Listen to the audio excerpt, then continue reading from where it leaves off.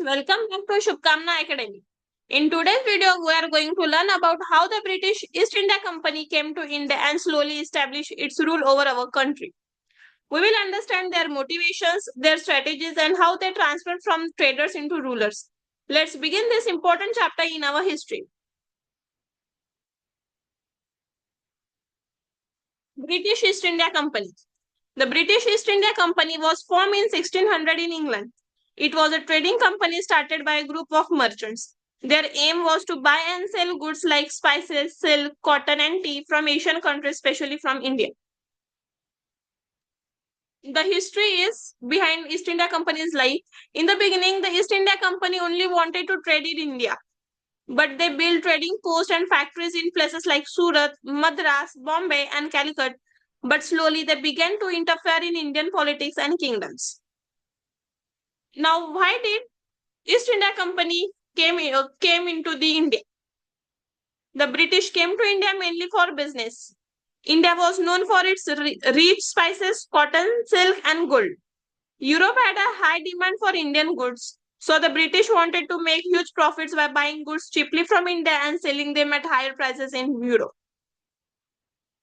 They have the three motivations for East India Company, and they are like economic motivation, political motivation, and the regional motivation. We will learn this in detail in the coming further slides. But economic motivation was about to earn profit through trade. Political influence is about to control India through rulers and territories, and regional motivation to become a powerful in different parts of India. So these three are the main reasons which slowly help them to take over control of on our land. Economic motivation. India was full of natural wealth and skilled workers. So the British wanted to buy goods like spices, indigo, and cotton at cheap prices, sell British made goods in Indian markets, collect taxes from Indian farmers and traders. And this way they made a lot of money from Indian resources. After settling in India, the British began to interfere in the politics of Indian kings. They signed treaties, helped in wars, and took advantage of fights between Indian and rulers. Slowly, they started controlling kingdoms like Bengal, Mysore, Awadh, and more. They also used policies like Doctrine of Lapsi to take over the states. Then the East India Company wanted power in different regions of India. They built strong forts and armies in Madras, Bombay, and Bengal. They fought battles with Indian rulers and European powers like the French. They expanded their rule step by step. The activities of East India Company are in India like the company started many activities to increase its control. They created their own army to fight battles, appointed British officials to rule Indian areas, started collecting land revenue from farmers, control Indian trade and transport and ports. But their goal was to become richer and more powerful. They also tried to change the Indian system by introducing English education, by changing the laws and rules, by spreading Christianity religion, and taking control of courts and police. Indians started losing control over their own land and culture. So you just go through these points. I have explained those points in detail in this.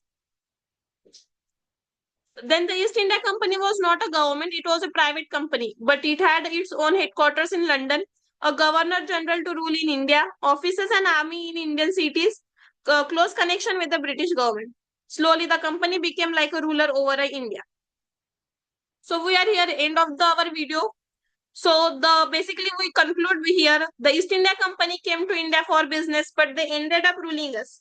With the help of economic tricks, political control, and military power, they become the masters of our India. They took advantage of internal fights and our rich resources to make Britain powerful.